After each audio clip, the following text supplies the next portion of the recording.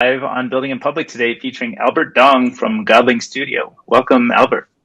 Thank you, David. Thank you, Missy. Glad to be here. Yeah, good to have you. First question, what art is hanging in your background? What art? That's a really good question. I think so I signed up for this one subscription service called, I want to say this one was Feather or Furnish. And I used it to like furnish my place. And then what happened is that they didn't have some of the items that I ordered, so they canceled the entire order. But this one came in. And so they like refunded me for everything except for this order. And so I was like, all right, this is a free piece of art and it looks great. I like the colors. Nice. But I have no idea what it is. That's amazing. Was it replacing something else that you had hanging before, or were you kind of just doing the blank wall? No, I was doing the blank wall. Nice. So like I used to, like I'm facing like this wall this way. But I used to have it switched. So my background was like my bed and like the trash can and stuff. Oh, yeah. And I was like, this is not acceptable. I need to like, do something nice here. So I switched it here and I'm like, all right, I need some art. I saw it laying in the corner and I was like, all right, that's going up here. That's awesome. Well, I was curious if it was like early Albert's artistic journey, like you have it from you were in high school or something. I don't know. Yeah, can't you tell it's like the symbolism of like my childhood, like dealing with childhood trauma and discovering my creativity? Like that's what it represents. You went to it. Yeah. Basically. Where are you, Nishti? I love your background. Thank Very you. tropical. I'm in Hawaii right now. It's a very nice, Jealous. leafy background. I moved here in February, and I thought I would just be here for a month, but I still haven't left, so we'll see what happens. Very jealous. One of the designers on my team is moving to Hawaii in August, I believe, from Boston. Wow. Yeah, so That's she's gonna like, be a change. yeah, because it's like Boston's like freezing, right? Like it's always frigid, always wearing puffer jackets, and she's like, Albert, I don't have anything in my closet that's suitable for Hawaii. Where do you recommend I buy things? And I'm just like, I don't know, but you're gonna love it. Yeah, that's awesome. Are you in LA now, or where are you? Yeah, so I'm in LA. So like a little bit inland, like kind of Culver City, if y'all are familiar with like the geography. Mm-hmm. Cool. Yeah. Have you been there for quite a while? Is that kind of your home base and grow up and everything? No, so I was born in New York. I spent the first 3 years of my life in China. The story there was basically like my parents were like Chinese immigrants. They came for grad school. I actually, my mother's water broke during her final grad school exam. Oh my God. Oh, wow. I know. And she's like a superwoman. She was like, screw it, I'm going to finish this exam. And then she ran to the hospital. Whoa. Right? And she got an A plus. She actually did get an A plus. So yes, like amazing. Like, I'm like degenerate comparatively. High standard for all her children. Oh, that's the star of the Asian tiger parents right there. The Asian tiger mom. But yeah, so like, when I was born, right, like my parents didn't necessarily have a lot saved up, right? Like a lot that they had to figure out in terms of like housing, living accommodations, career, right, getting that stability.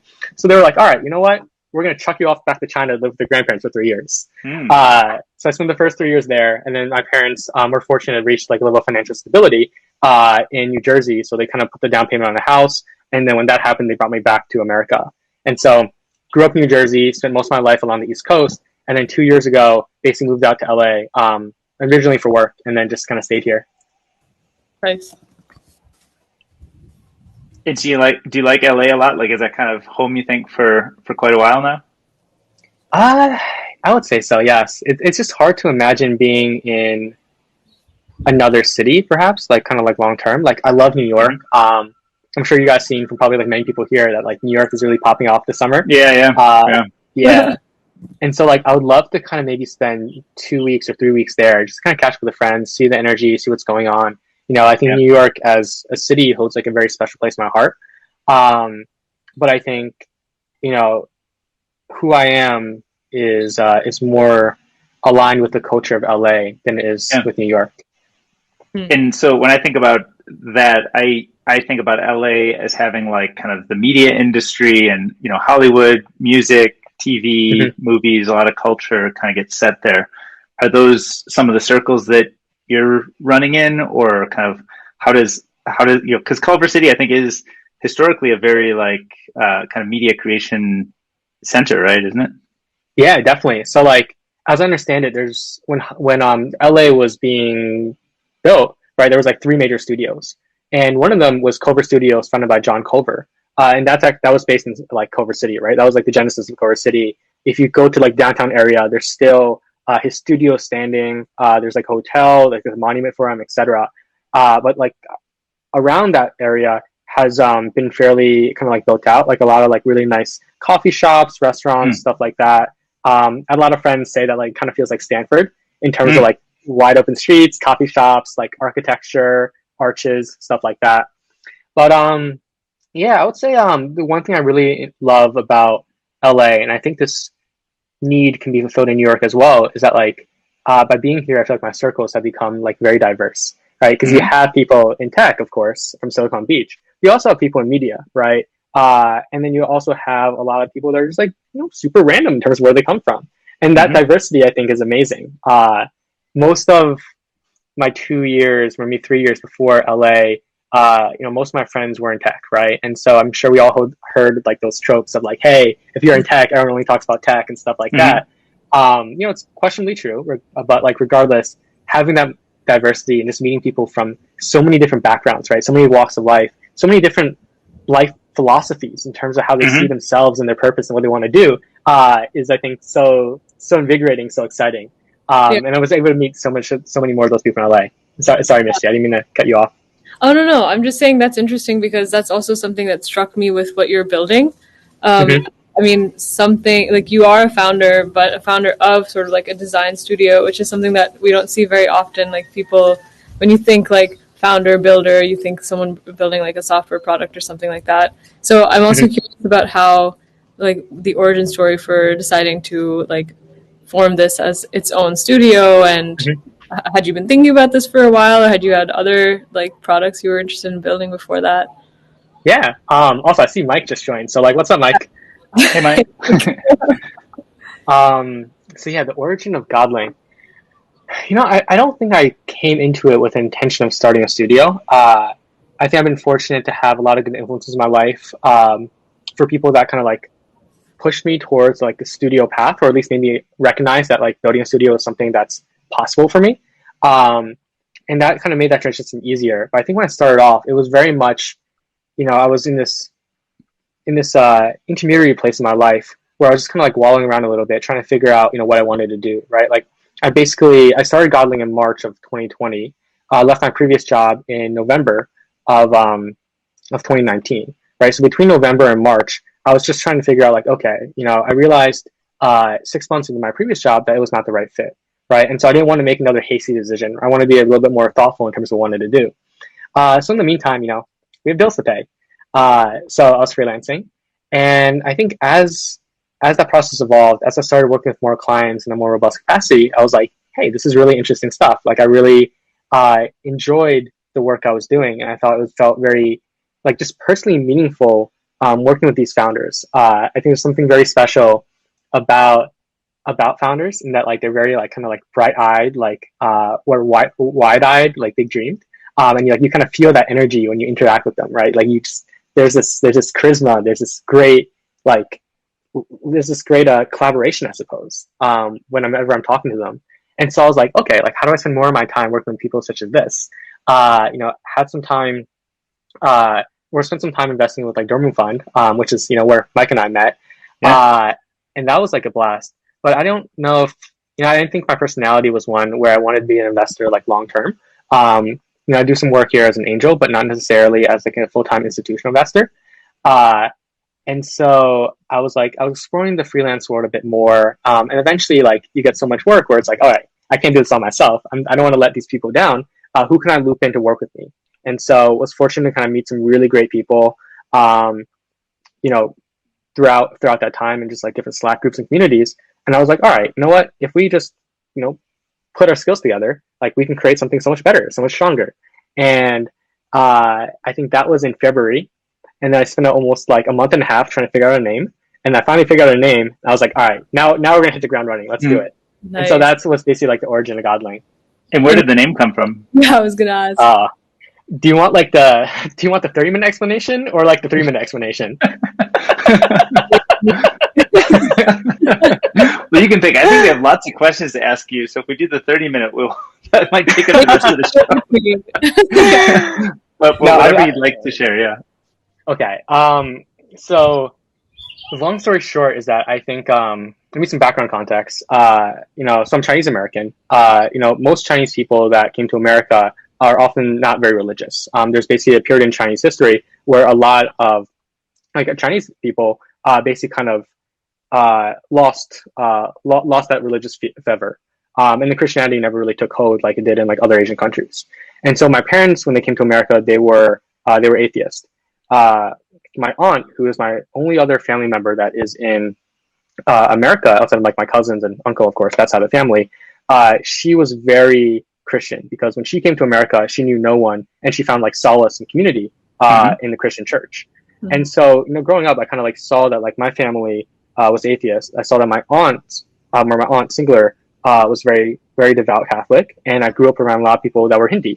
And so I was kind of wondered about myself. It's like, hey, what is my relationship with spirituality, right? Like, what is the meaning of God in my life? I was also a Boy Scout, right? And one of the stipulations of being a Boy Scout was believing in God. And wow. I didn't growing up, so I had to fake it. Every single time. They would ask me in every review meeting, like, yeah, so what have you done recently to be reverent? Like, what have you done for God? I'm just like, oh, wow. Yeah, I'm trying to live a good life, be a good person, I don't know, I don't really know religion.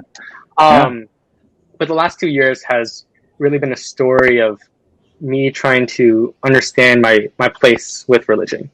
So I've been reading a lot of the sacred texts. I'm like in the middle of the Quran right now. I spent some time in the Bible. I haven't read the Torah yet. Some Buddhist books, etc.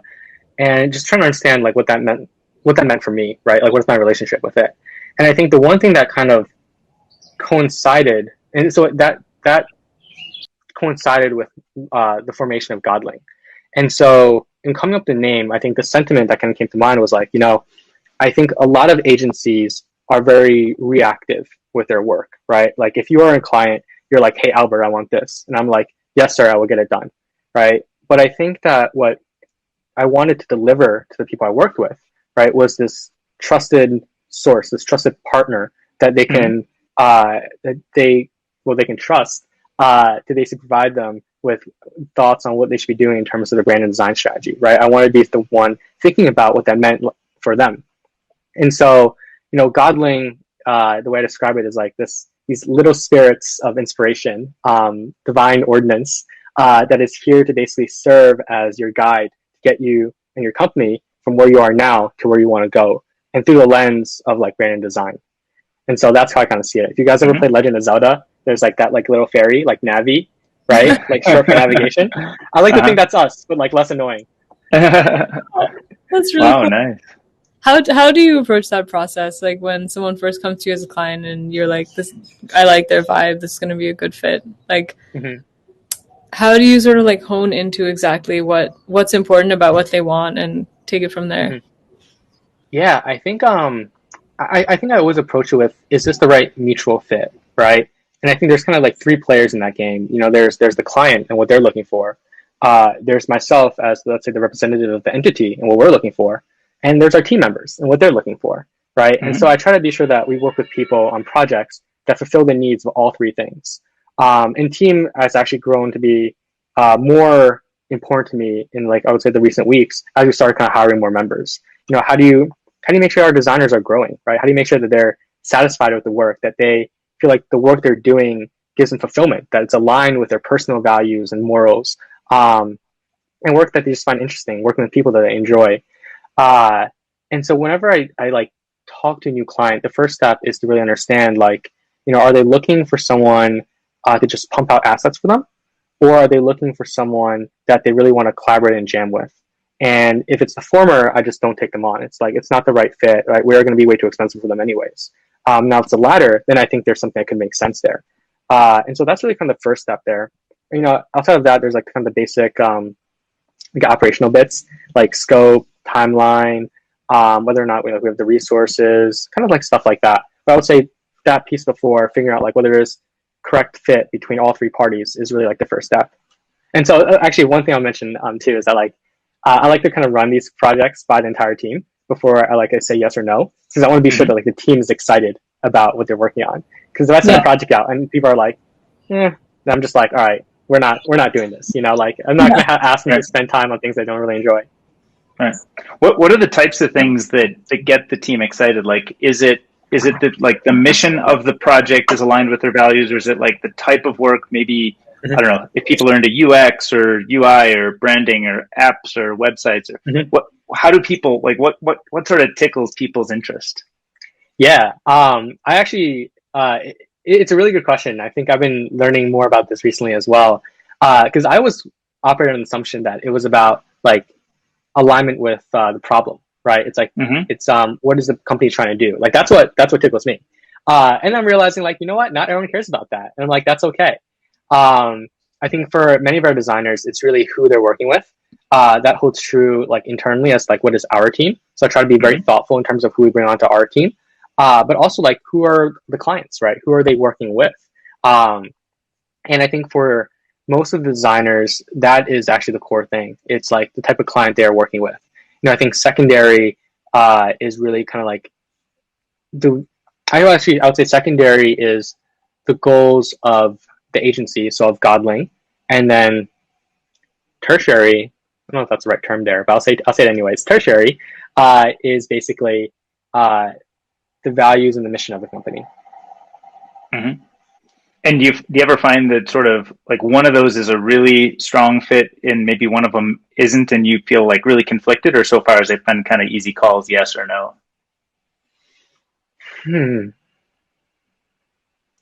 I would say so far it's been fairly easy calls. I think if a company's not the right fit, they're usually not the right fit all around.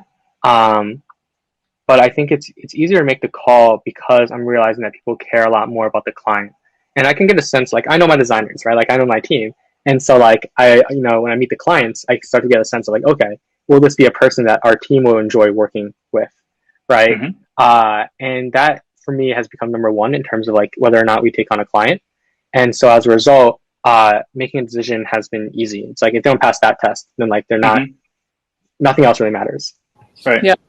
And it seems like, yeah, go ahead. Oh, I was going to ask, with the team, how do you think about just like creating productive environments for collaboration and idea sharing and the kinds of things that are like particularly important in such a creatively focused studio?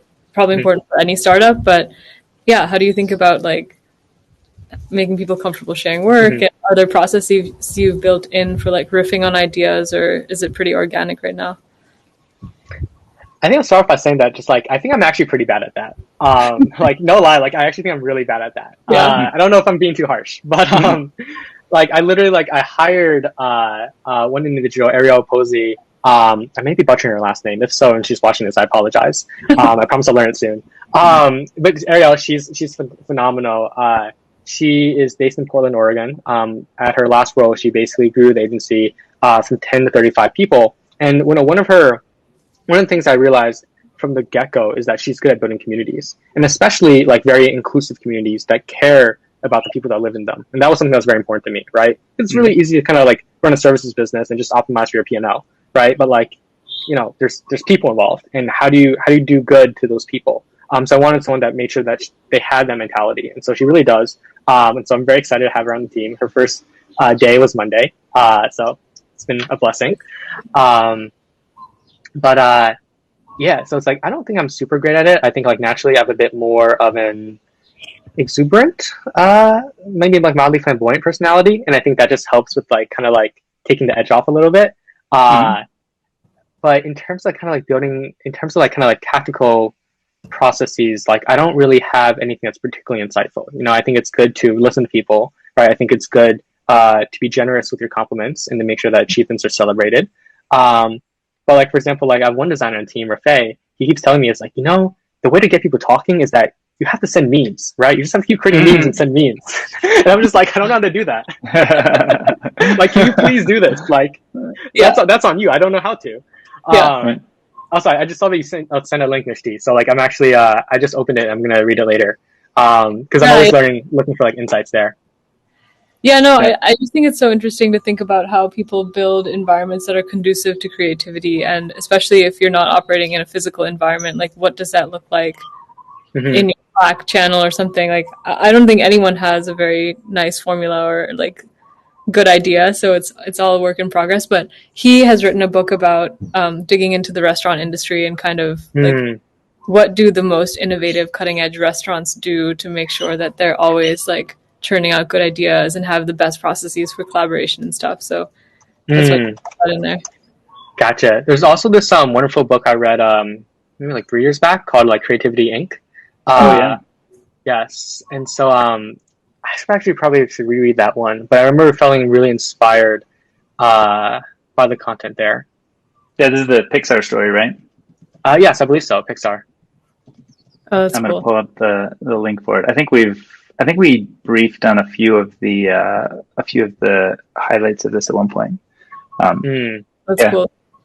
So you talk about sort of this organic process that you sort of almost say would discover to create Godling Studios, right? Where you're kind of like doing some design work with the kinds of projects and kinds of, kind of environments that you wanted. And now you have like a bit of a team assembled and more of a process coming about. And I wonder, you know, do you sort of have, do you imagine what a longer term future looks like? Like if this were 100-person design studio, would that be kind of just a mess and you'd become more of like a salesperson and less of a designer? Or do you kind of want to keep it small and bespoke, or go in different directions? Like how do you think about sort of the future? Do you have sort of any plans kind of laid out? Yeah, I think talking about the agency specifically, and then let me know if you want to dive into like personal as well. But I think with agency, I do want to keep it fairly bespoke. I think once you start to reach, let's say, 100 people, that might be actually way above the limit. Let's say even like 40 people, right? Then you are limited in the types of clients that you can take on, right? Because you have all these expenses, right? You have to Mm-hmm. be sure that the people that come in, the clients that come in, Right. have a certain amount of capital, right?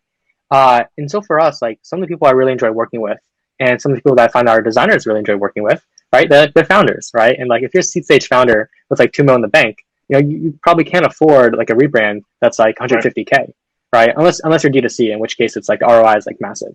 But like generally speaking. And so, because I want to be sure that I can work with like younger companies and also like nonprofits too, I Mm-hmm. don't want to price myself out of working with them. And I'm sure there's ways that like, companies that are 40, 50, 100 people, whatever, are able to do that. But I think that like I would like to make this category of clients in more represented in yeah, more represented in our clientele. And Mm-hmm. so I don't necessarily want to grow it to be too large. I think 20 to 25 is a nice place to kind of Mm-hmm. settle at. But it's really one of those things where we're playing by ear, right? Like this is the first like company I built, right? So it's the first time Mm-hmm. I'm managing a team of that size, and so I can't sit here and say like, hey, I know exactly what it's going to look like at 20 to 25. Yeah. I'm just kind of playing it by ear. And so when that time happens, right, I'll try to be thoughtful and evaluate like, where is the company at that point. But for now, it's really about kind of growing us in a sustainable fashion. Mm-hmm. Yeah. And That makes I just pasted some of the core capabilities from the website in chat. And when I look across that, I mean, there's so many diverse sets of talents and skills. So I wonder, like, do you have a favorite, or do you have ones that you get asked for a lot that you're trying to fill out the team Mm-hmm. to support? Or how do you think about the whole mix of things that you can do? Can I make this to like recruiting call? Because we are hiring for so Sure. many people. So if you want to Yeah. take Please, that yeah. clip and shoot it out. you can also screen share if you want, by the way, at any point if you want to show like on Mhm. video some stuff you're working on or anything. Gotcha. Sounds good. So basically, I would say the most enjoyable part is probably like your brand identity work, right? I would say like most designers really love that piece because you're starting from like nothing, right? You're starting from this blank piece of paper or something that you see, but you're throwing away because it doesn't work, and you want to create like something, right? It's like you're starting from those first principles, and designers love that. You give a designer a brand system, and you're like, hey, work within these confines. You are literally limiting their creativity, and sometimes that's like helpful, right? It allows you to kind of dive deeper. But for most designers, like they always have this urge to kind of start from nothing, and they really enjoy that bit. So I think for both myself as well as my team, they really enjoy the brand identity side. In terms of what we're hiring for, I mean, I think we're hiring across the stack right now. There's been fortunately a lot of good people looking to work with us, and it hurts me a lot, but like I'm turning like majority of them away because I don't want to overload my team, right? I want to be sure the people I'm working with. And I promise I'm not just saying this because Mike is on the call and he's like we're working together, is that people we work with are treated well, right? Like it's the reputation of the company, right? If you're overloading people too, they don't like the work they create, right? And that's not fulfilling. You want to give them the time and space to actually produce high quality work, like thoughtfully done work. And so we're really kind of hiring across the board right now. Looking at a new creative director, looking at a new copywriter, mid-level designer, and then 2 junior designers right now. So really hiring across the board. Fortunately, a lot of things going on, and so it's been very exciting. And do you have a sense of can you tell us a little bit about the types of projects? Like, how would that creative director work? Like, would they be on one client project to start with, or would they kind of dabble with 3 or 5 that are kind of ongoing at the time, or how would that look? Yeah, so they'll probably start off like in terms of onboarding, right? Like, say the first month and a half, probably start off with kind of shadowing me and the other creative director. From there, kind of leading their own projects, and then from there, taking on multiple projects. I think what might be a more interesting thing on that note is like the way I think about the construction of this team, and I wrote a little mini like internal manifesto on this, is the idea of functions instead of like roles, right? And so like when you have a role, you have like your title as like creative director, right? Junior designer, whatever. But I like to think about things in terms of functions. Like every project has a couple of functions. You need someone that is able to serve as a strategist, that's able to kind of bridge what the client is saying versus what the design team understands. You need someone that serves the copywriter function. Someone has to do account management. Someone has to do product management, right? They may all be the same person, or they could be separate people. Someone needs to be the creative director, right? The art director, really. And I see the creative director as the combination of the strategist and the art director. Right. And so you have all these functions, you can mix and match them in the different roles, different titles. For my team, I like to give people the ability to operate in different functions. Just because you're a creative director doesn't mean you should be only doing creative director level work. Right. Some creative directors like being in the pixels, right? They like actually producing the work. And I think that's good. See you, Mike. Love you. And so like I want to give people that flexibility to kind of move up and down the stack. If you're a junior designer and you prove yourself capable, if you prove yourself adept, then like, yeah, you know what? Let's give you senior designer work, right? Let's give you creative director work, and we'll give you the resources to be sure you're successful as you're making that hop. That's how we push people outside their comfort zones in order to give them kind of ability to grow as a designer. And so that's how I like to think about construction agency, like people working across functions as opposed to roles. Yeah. And what does that look like personally for you? Like, what do you find yourself happiest doing in terms of the breakdown of your own day, or how much like direct design work you're doing? Yeah, so I think I used to love doing design work, but I think like as just a function of like the role, I unfortunately have not been able to do as much as I like. I think the thing I really enjoy doing now, and I feel like every founder and every manager kind of says this at some point in their life, it's like I really enjoy kind of putting the pieces in place to help others really do their best work, right? Sometimes it's serving as a strategist of like kind of talking to the client, right? Talking to the partner you're working with, understanding what they're looking for, and distilling that into something that makes sense and is very logical, right? That you can pass along to a designer and work with them to figure out what's the exact instruction. Sometimes it's kind of building out processes, right? Like I spent this morning building out HR. I was like in Gusto for like 3 hours, and I was like, you're in Gusto for 3 hours. It can only be so much fun objectively. But just knowing that like setting that up is going to make the lives of like Ariel much easier, of Tantai much easier, and for all future hires much easier. And like when you're establishing these processes, you're like building this wealth in the company that lasts indefinitely. That for me, it feels very fulfilling now. And so been kind of moving a little bit away from client projects outside of like a strategist function, and spending most time kind of like building up the agency ops and stuff like that. Yeah. Are there certain, I think with every kind of organization, there are certain aspects that are unique to that organization, or how the organization works or thinks or feels, or what the values are. And I wonder, like, what are the things that feel unique to somebody who maybe is outside of Godling today, who might want to know what it feels like to actually be inside Godling? That's a really good question. I think I adopt this mentality that nothing is truly unique, but it's what is it unique? Well, nothing is unique universally, but is it unique in the circles which you operate in, right? And I think in the circles that I operate in, much of this is predominantly like, let's say, tech, finance, and nonprofits. I think we serve as a more collaborative partner for you and for your business, right? Like I index really heavily on context and really heavily on language and storytelling, which means that, like, because of my background, I'm very familiar with the tech ecosystem, of the venture ecosystem, and I find the financial ecosystem as a whole, right? And so, same with my business partner, Tantai, the other creative director, and we're training other members of the team to have that context as well, because that context is what allows you to be a better designer, gives you a more nuanced understanding of your audience. And so I think what makes us special there is that, like, we were constructed by people within these spheres, and as a result, we know how to work with people in these spheres.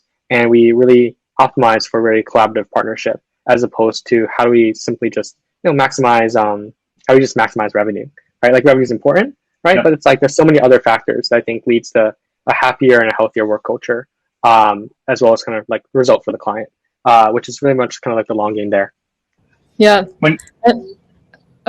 I was gonna say, I'm kind of curious if we could walk through like what that process was for maybe a past project that you did, or because I think for a lot of people it's like so mysterious, like what happens, like someone comes to you with a vision, now you have this like beautiful like landing page and website experience you've designed for them, like you've showcased on your Godling Studio website, but like what happens in between and what are those conversations like? And can you, right, curious if you have like a favorite example or something that you might want to talk through. Yeah, what happens in the messy middle?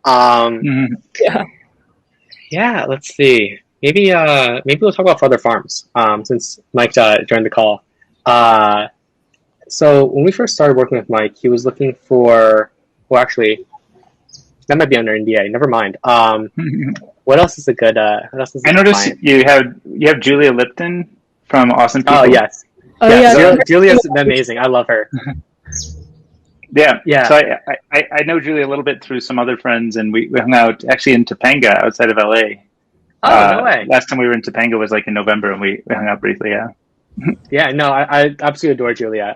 She was like one of my first clients when we started Godling, and has been like a dear friend like ever since. Like, if you're a founder and you're watching this, you should talk to Julia. She's phenomenal. But yeah, maybe I can talk a bit about that. Is that just as a process of, when we could talk about the process for? Yeah, so basically, let's see, when we started working together, this was back in May? I'm not sure, actually. It's way before May. This was before Godling, actually. This was when I was, I want to say I was operating under extrasensory design. So it was actually one of the first projects that we worked on. And so so basically when we started off, she was basically kind of looking for a website to basically kind of use to launch our fund, right? And so for us, it was really having all the conversations really centered around the construction of like her digital experience. What is the way that she wanted to like position herself? How is that represented like through her website? I think when you think about branding, right? Like, you can start from like the fundamentals, and you have those firms that focus on the fundamentals, and now we do that too. But also, like, regardless of what piece of marketing that you start on, whether it's a website, whether it's a one-pager, a pitch deck, etc., there's also a bit of branding as well. There's a bit of figuring out like what is your positioning, right? What is the way you kind of situate what you're looking to produce? And so for us, the first conversations, really the first 3 phone calls and various ad hoc messages is really around that positioning, right? It's first getting the download of, what is the beauty inside of your head, and how do you put that in my head, right? And on my end, I put in like the team member's head, or they're already present on the call as well. And then it's really kind of distilling it, right? Like, of all that mumbo jumbo that you talk about as a founder, because you're so deep into it and you're on the nitty gritty, what is the core ideas here, right? What is the core points that you are looking to bring out? And so for us, one of the things that we I think is one of our strengths, is distilling the core points from your very messy story, from your very messy vision, and distilling, okay, those core points that you want to make sure any reader understands. How do we figure out the path to get there? And so the first few conversations are really kind of around that bit. It's figuring out your exact positioning. What is it you want to say, right? That's storytelling. And then once you have the story down, right, then that's when we actually talk like tactical about what is on the website, right? What is the content on the website? You know, if we start off by creating a sitemap, they usually do this through Google Docs because it's very collaborative. And we basically flesh out, okay, this is what we want to see on the sitemap, right? Or this is what we say on the website. These are the themes we want to cover. This is why we are saying what we want to say. And we do that collaboratively till we have something that's kind of like locked in. And then from there, we have a conversation about what is your visual preferences, right? Does your visual preferences align with the expectations of your audience, right? Does it actually match up with the direction you're looking to push the company towards? You know, to use a very trite example, let's say a client says, I like the color blue, make my company blue. But then they're telling me, hey, I want this company to be super warm and empathetic and friendly. And they're like, I really want this cold blue. And you're like, you know what? Those two things don't match up, right? We need to have a conversation about this. And so trying to figure out what is the visual direction there. And then from there, we basically create the website. For us, we usually create just one version of the website. And, you know, I think it's been very successful thus far because we do a lot of work in the beginning to really understand, like, who are they? What are they looking for? All of that good stuff. We usually create one version of the website. And then from there, you know, once we make those tweaks, once we get it approved, then we move on to the rest of the site. Yeah, that's really cool. And I'm sure it must be like very iterative throughout the whole process, which makes a lot of sense. Yeah, definitely. Like we try and make it very collaborative, for sure. But we also recognize that, like, you know, it's easy to nitpick, right? And even as designers, as a design team, we always nitpick as well because you always see one new cool thing. You're like, man, I wish I did the website this way.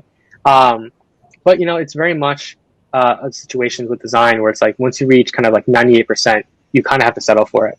And we've made sure the client really knows that too. Because otherwise, a 3-month project will take like 12 months easily.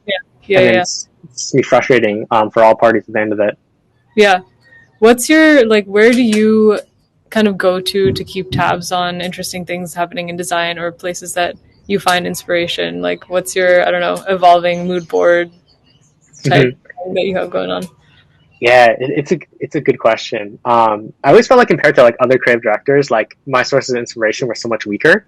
I don't know if I'm just being harsh on myself again, but it's tough, right? Because there's so much noise in the world, right? You're constantly flooded with this deluge of information all the time, and then it's up to you to have to parse out like what is good, what is quality, right? You have to make that choice yourself. And so it's like I constantly find myself being given like bad inputs too. And so I'm trying to make sure that I have continuously good inputs. And so I think the way I'm handling it now is that I try to be very, very thoughtful. It's not exactly the right term here. I've tried to be very strict in terms of what inputs I follow, right? Like if I see this really cool newsletter and I sign up, right, and I read 2 articles and I don't enjoy it, I'm subscribing ASAP. Right, like my inbox is usually pretty clean every morning now because I follow maybe like 2 newsletters, and like, you know, my Instagram account has maybe like 200 followers. That's like just design stuff. Like I'm like really quick, kind of like cutting out those like bad inputs, because otherwise I find that my brain is like kind of like it's overwhelmed. Right now, when I say inputs, I want to clarify it's like different between like friends per se, right, and people versus just like content. And so from a content perspective, I'm very strict with it. I would say now most of my visual references. I really like Typewolf. It's basically this. It's like a daily newsletter, or maybe it's a weekly newsletter that showcases like new pieces of typography that come out. Typeful. Wolf. Typewolf. Oh, cool. Yeah, let me see if I can pull it up. What's trending in Type? Yes, what's trending in Type? Yep. Oh, cool. All right, typewolf.com. Yeah, that's beautiful. So their newsletter is really great. Brand New is really good. It's by an organization called Under Consideration. And what they do is that they basically showcase like the new rebrands that exist in the world, and they provide an analysis into like there's analysis and there's commentary in terms of how they think the company did. And then there's like comments at the bottom, right, of like other designers. You know how it is on the internet, right? Like everyone in the comment section are haters. So like I ignore them, but you look at the analysis, and that's really interesting because it's like you get to actually see this thoughtful breakdown of like why the company rebranded, right, and how successful do you think it is. And like as a designer, right, like it's really easy to kind of look at one logo and look at another logo, and you're like, oh, this logo is much better, right? But you can't really articulate why. When you have that analysis, you're able to actually focus on like these really key nuanced areas of like what makes the rebrand successful.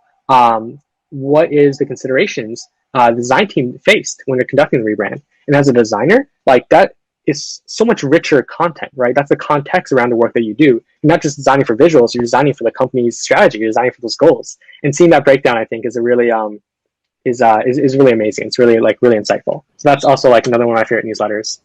Yeah. Is there anything from that process which has caused you to change your mind about something that you may have had a belief before that you've been convinced to switch recently from maybe seeing some stuff on Brand New or some of the debate that happens around a rebrand? Yeah, definitely. I would say by following it makes me hate all of my old work. So there's that. Yeah, it's like I see some rebrand. I'm like, oh, this kind of looks like what we did for this company. And I look at the comment section, and it's like, this fucking sucks. Why did you do this? Blah blah blah blah blah. And I'm just like, but it's like, it's not something I really like get to me because people are operating outside of that context, right? Yeah. Like they don't know the client, right? They don't know the goals. And so I like to think that the work we do, right, or work that most designers do, cannot really be evaluated fully objectively. You really need all that context to understand the work that is done. Does that mean that there's like good work and there isn't good work or bad work? Like, no. But it's just something you have to be thoughtful about as you're kind of like, creating your critiques, right? It's like when you have a design critique, like the first question you really ask is like, okay, what is the context, right? Like, what is this company, right? You can't just look at like two pieces of work and like, all right, I like this one better. Like, you have to understand the context, and then you let that simmer, and then you let your thoughts formulate, and then you deliver those thoughts. And so you can't do it in a vacuum. And so yeah, like just reading that newsletter like makes me hate a lot of my old work. But it also helps me understand and evaluate like what should be present like in a brand system. Because it's not like just your logo, your typography, and your color, right? It's so much more. Like, what are your visual references? What is your photography, right? Like some companies really build like their one pagers into any brand package that they purchase because it's such a core part of their sales strategy, right? So they index really heavily on that. Others index really heavily on digital experience, right? And so just kind of understanding like what are the different ways you construct a brand for a person, for a company, and what mediums are interesting for communicating your brand. Because you give someone just a logo and you give them some colors and type, and you're like, this is your brand, like that's meaningless, right? You can't see it in practice. You don't really know how it functions as a collective. So you need to give them examples of like, okay, this is how it will function in all these different places. And now what those items are, what those pieces of collateral are, they could be anything. And so just kind of seeing more companies, really cool companies and Marvel companies, create those brand systems, I think for me is very like stimulating. What was that like when you were designing the Godling brand itself? That must have been quite a labor. You're probably gonna hate this, but I designed it in like a weekend, and I never touched it since. Wow, that's really impressive. Yeah, I mean, it was just like I had a moment of inspiration. I will not comment on my mental state at the time or my sobriety, but I designed it over a weekend. Wow. And and so like I created like the logo, the typeface. The typeface was something we purchased from Clem Type Foundry. They create amazing work. And then they created the website, and then I sent it to Igor, who's our dev, and I was like, hey, please create this. And then like 4 days later, he knocked it out, and we're like, all right, good to go. But then everyone that I talked to is like, hey, you need to upgrade this thing like ASAP. Like it's way too antiquated. Like it doesn't represent all of our current values. We've matured a lot as an organization since. And so a lot the website needs to basically reflect that growth as well. So it's funny actually you asked that question because literally today after our like weekly all hands, I had a conversation with a designer that I'm basically kind of tasking to like rebrand us and create a new website. So I'm very excited to kind of see how it turns out. You should make your own rebrand, like story, video, post, or something after that's all.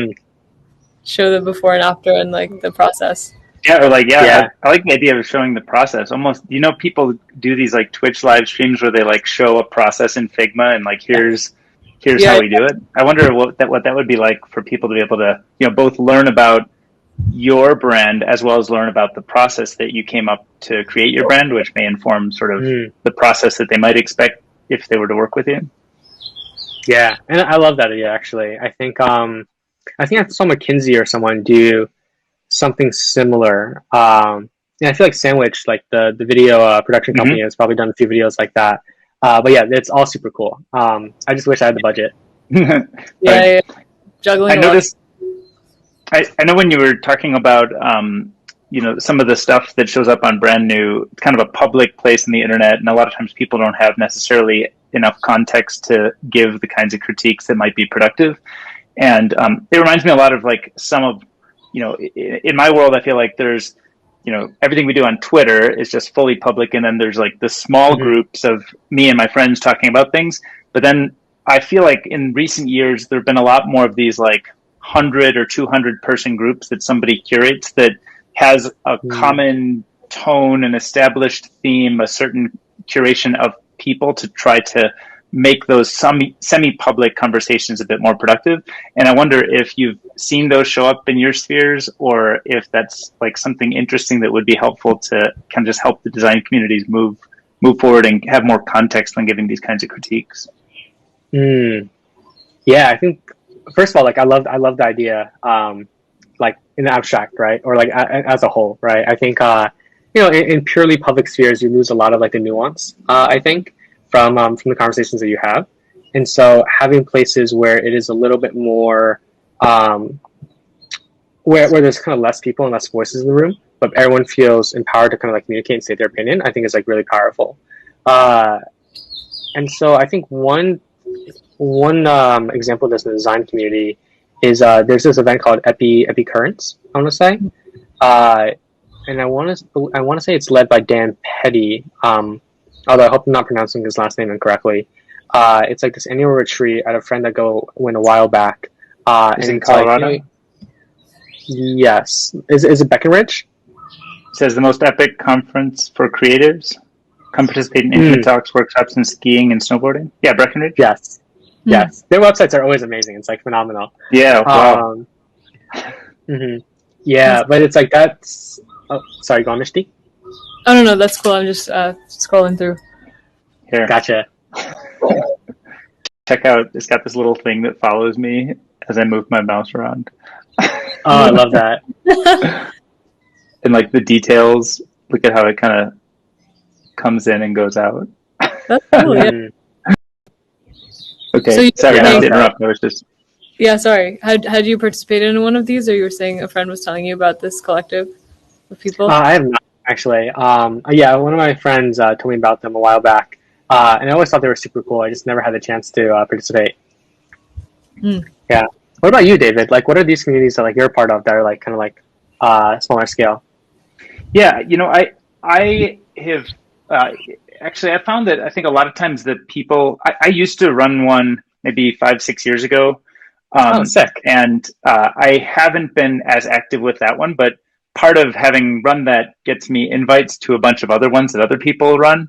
But I think they end up being, like the person who curates it kind of wants to, doesn't always want them like published or talked about publicly.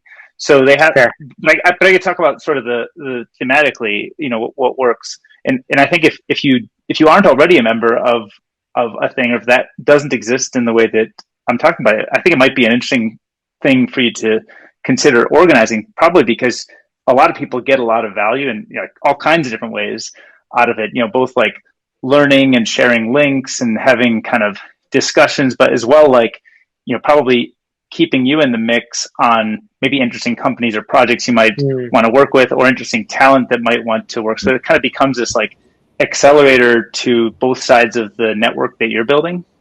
But, I would say a lot of them, it kind of in my circles tend to be around people thinking about like either building new products or investing in new products. So a lot of like, like let's say like angel or venture investors have organized these types of things, or who, sometimes like a venture capital firm want to keep a bunch of angels close. And so they organize this kind of thing as a way to sort of be like a hub of information flow. And I've seen that work really well. And then I've also seen things where, just kind of ad hoc groups, maybe some people who want to focus on like the practice of engineering management will come together and create like, kind of an engineering leaders group. And then everybody gets to trade, some of it's war stories, some of it's like interesting links, some of it's actually just like really practical, pragmatic advice, or you need some information. You're thinking about expanding from a fully localized San Francisco office to a US based distributed, and people want to sort of get feedback about that. But I think sometimes when you do that on Twitter, you end up with like a lot of, there can be haters, or there can be, very, it can be very polarizing, and that's what's rewarded sometimes in those public forums. Whereas if you ask a question like that with a more trusted group, or people who come with like context on like who's there and why are people there, and there's like more of a purpose, and somebody's a host instead of just a platform being the host, you kind of know that you're there on somebody else's welcome, and that really sets the tone to kind of keep the conversation, keep everybody, friendly and collaborative and helpful, and don't sort of let the likes or retweets get in the way of good conversation. Definitely. It's kind of like this is a continuum, right, of these messaging platforms, or like of communication, right? And at one end of the continuum, you have Twitter, right, which can also be this like this platform centered around a topic, right? Because you have like tech Twitter, and it's just like all tech people. And then the other end of the continuum, you have like group chats, right? And in between, right, you have like those events that you mentioned. You have those networking dinners, you have those small parties, you have mastermind groups, you have Slack groups.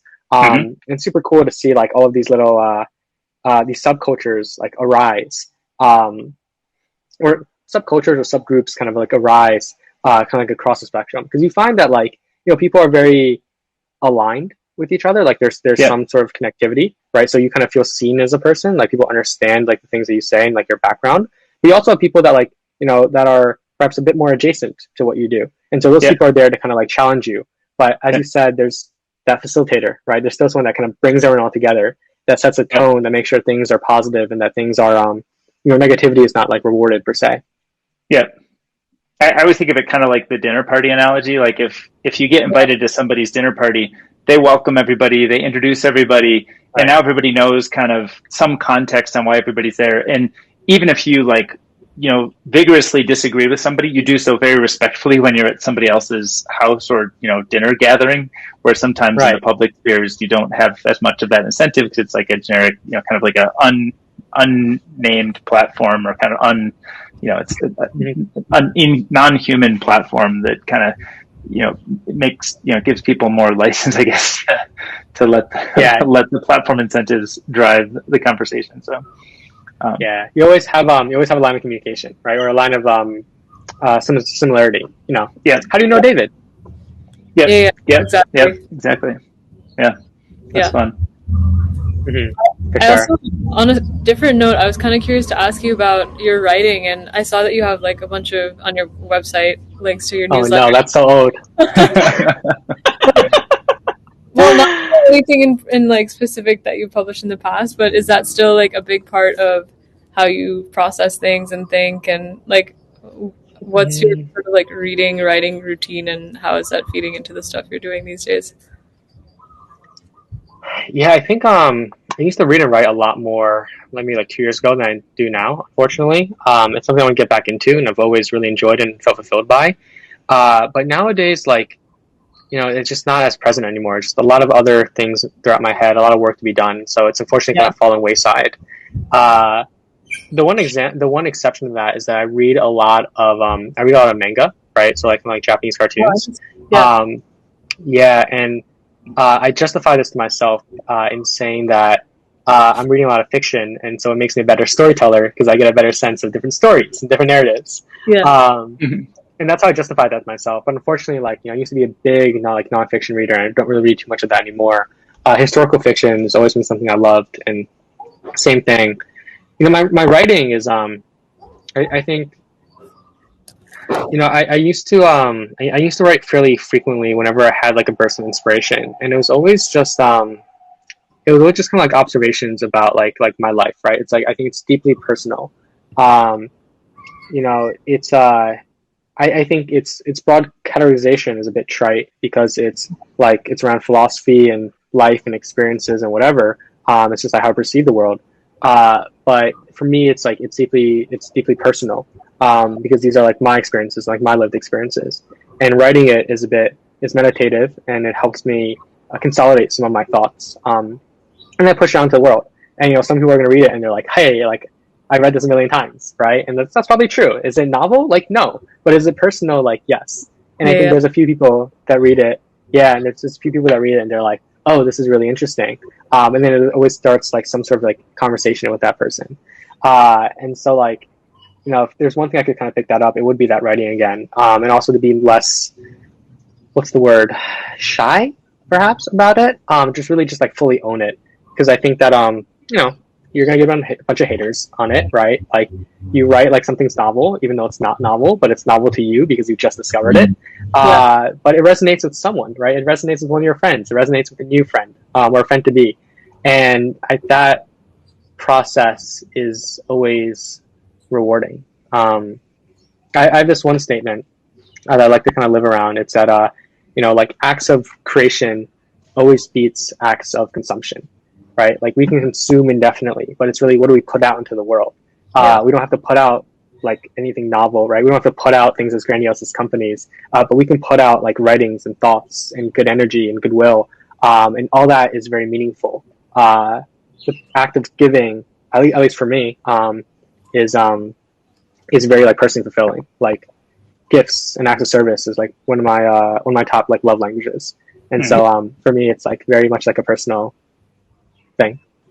That's cool. Well, dovetailing on that, I do have a follow-up question, but I also want to be sensitive to time because I know that we're kind of at the end of the hour we agreed to spend together. It's kind of flown by really quickly. But when you talk about the kind of kind of putting something out or kind of your gifts to the world, I wonder, are there any new kind of creative acts or works or kind of processes that you've picked up? Like maybe you didn't used to take a lot of photos and now you do, or you didn't used to write a lot of tweets and now you do, or maybe there's like a new format or creative medium that you've maybe recently been exploring or picking up. Good question. I can see you with my COVID hobby became playing ukulele a little bit. I've been a musician my whole life, but I had not really gotten into uke until my wife bought a little cheap toy uke, or I guess ukulele. If you're if you're in Hawaii, Mishti is silently judging me. I too. I have mine like sitting on the floor over there. We should have a mini concert right now. Actually, I'll sing. You guys can play. That'd be like the live video. I've been telling DK I want jam session. So my little quarantine hobby was actually probably going to be singing. When I was in fourth grade, I remember I had this like little bit of trauma around my voice because I thought I was tone deaf. Because all right, without diving too deep into it, I was in Boy Scouts. In Boy Scouts was like sing songs. And so like one time, like I did something stupid, and like one of the punishments is like you have to sing a song in front of everyone, right? And I sang my song, and someone was like, "You're tone deaf." And like me being in fourth grade, that stuck with me. That really stuck with me. Yeah. And so for the longest time, like I thought I was tone deaf. And during quarantine, I was like, you know what? Like I'm gonna figure this out, right? I'm gonna figure out if I'm actually tone deaf and whether I can improve my singing. So I started taking singing lessons with this wonderful woman named Julie, who's based in Tennessee. And we met every week. It was really great. And then we kind of worked together for maybe around 3 months. But then like life just got really busy. And I was like, all right, like this has to kind of fall wayside. But I did learn I was not tone deaf. And I learned that like I apparently have a pretty high like range, but not something I have been able to, I guess, like stick with. Although it's a blast. That's also something I'm very passionate about. So I'll give you one little rec before we close. Is there's a whole genre on YouTube of people who give kind of critiques or reactions to famous singers. which actually is a really interesting way to sort of, if you want to think about your own singing process, you can actually learn a lot by seeing like a professional performance and then somebody reacting to that professional performance. I don't know if you found a link. It looks like you might be searching. I don't know if you found a link to one of these, or if you don't, I can share some later, but let me see. So cool. Vocal coach. Yeah, this kind of thing. Yeah. There's a bunch of good ones. Some of them are a little bit, I won't say like necessarily mean spirited, but like a little bit like aggressive, let's say.